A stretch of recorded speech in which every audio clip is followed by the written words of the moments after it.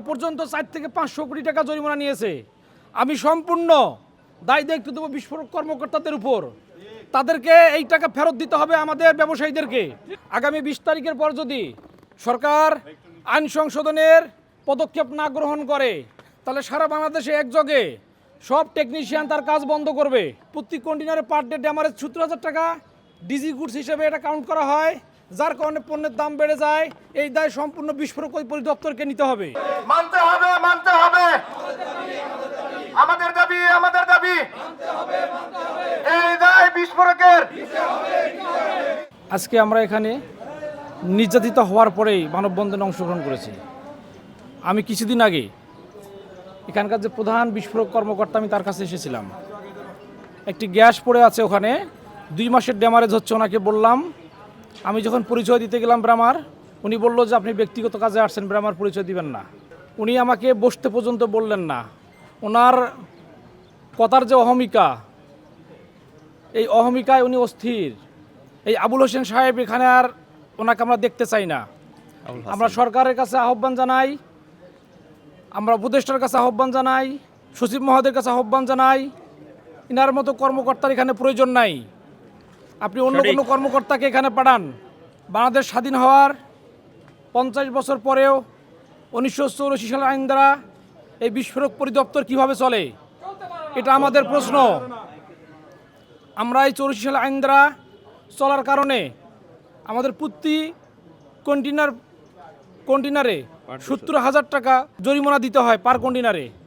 এই জরিমানা দিতে হয় এই কারণে যে ডিসপোজাল সিলিন্ডার ঘোষণা করা হয় এখানে, কিন্তু বাংলাদেশের আইনে সেই সিলিন্ডারের স্পেসিফিকেশন করা নাই 84 সালের আইন দ্বারা। অথচ সারা বিশ্বে এই ডিসপোজাল সিলিন্ডার গ্রহণযোগ্য।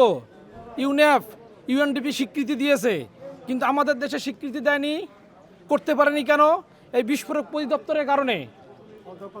আমার প্রশ্ন, তারা কি এখানে বসে বসে ঘুমায়? তারা কি আইন সংশোধন করতে পারে না?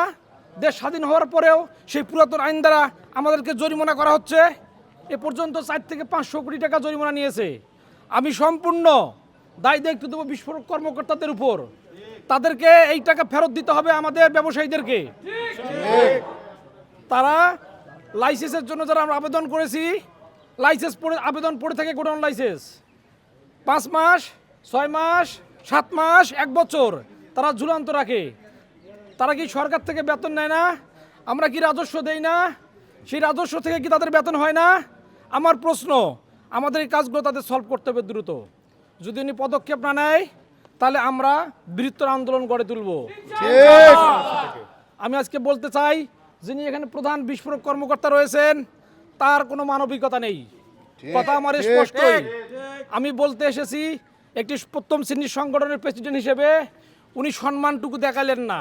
উনি বললেন না যে আপনি বসেন।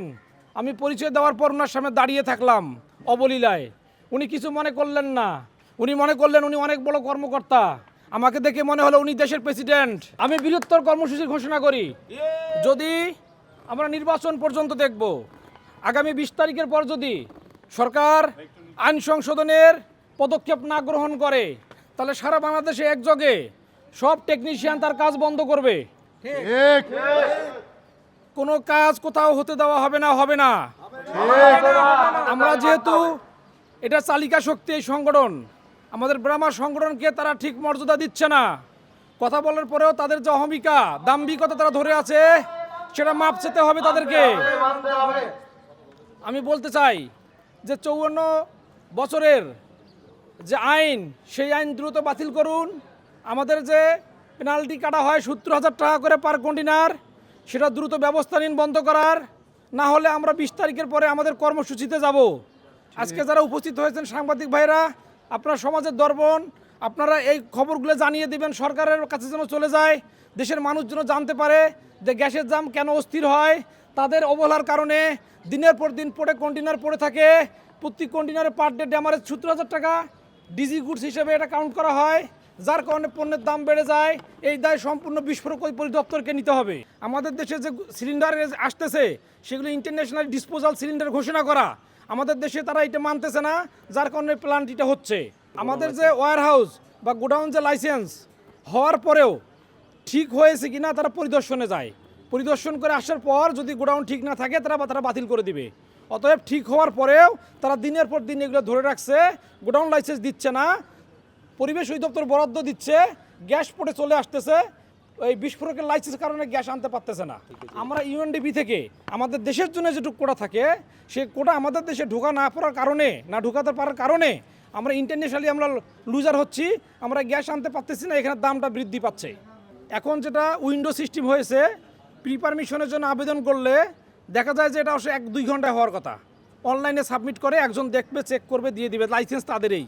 দেখা যাচ্ছে যে এইটার জন্য 7 দিন, 10 দিন, 1 মাস, 1 বছর প্রি পারমিশনে পড়ে থাকে। এটা অত্যন্ত দুঃখজনক এবং অনাকাঙ্ক্ষিত। দেশে দেশে সবার সাথে দ্য নিউজ।